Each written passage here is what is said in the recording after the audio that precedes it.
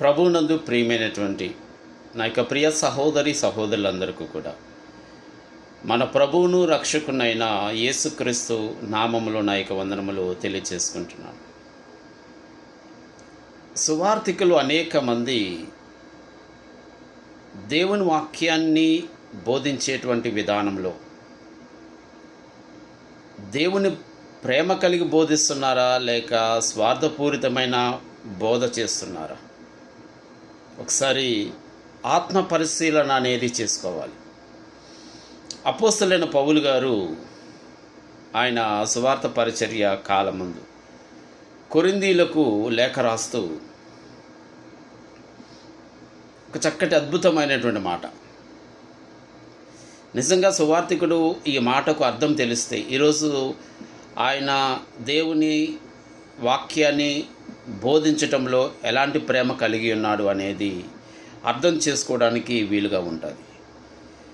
మొదటి కొరింథీ పత్రిక 13వ అధ్యాయం మనం చదివితే 1వ వచనము, మనుషుల భాషలతోనైనను దేవదూతల భాషలతోనైనను నేను మాట్లాడినను ప్రేమ లేనివాడనైతే మ్రోగెడు కంచును గనగనలాడు తాళమనయ్యుందును అనేటువంటి మాట అక్కడ ఉపయోగిస్తున్నాడు.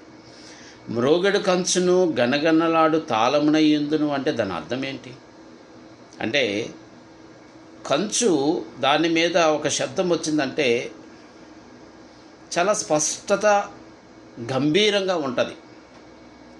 ఒక కంచు పాత్ర మీద మనం ఏదైనా శబ్దం చేస్తే కొడితే దాని శబ్దం కానీ దాని యొక్క స్పష్టత కానీ చాలా క్లియర్గా ఉంటుంది.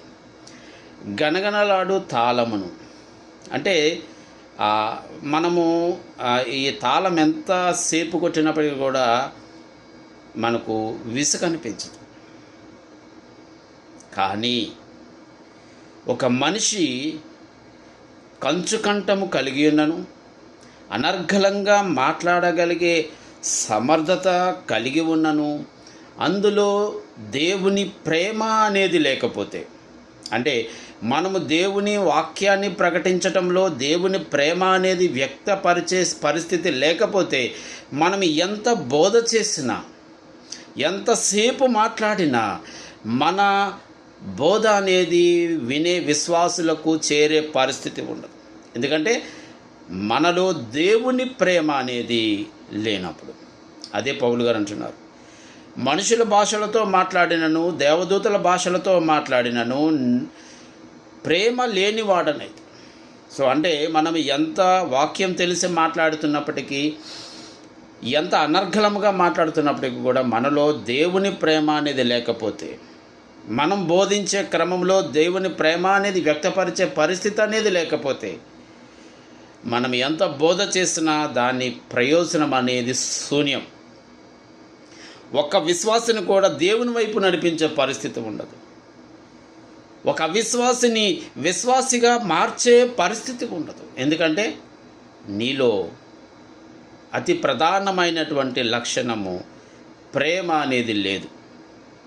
అది లేనప్పుడు ఎంత వాక్యం ప్రకటించినా ఎంతసేపు మాట్లాడినా అది బూడిదలో పోసిన పన్నీరుతో సమానం. నీకు ఎంత కంచు కంఠం ఉండని, నువ్వు ఎంత అనర్గళంగా మాట్లాడే పరిస్థితి ఉండని,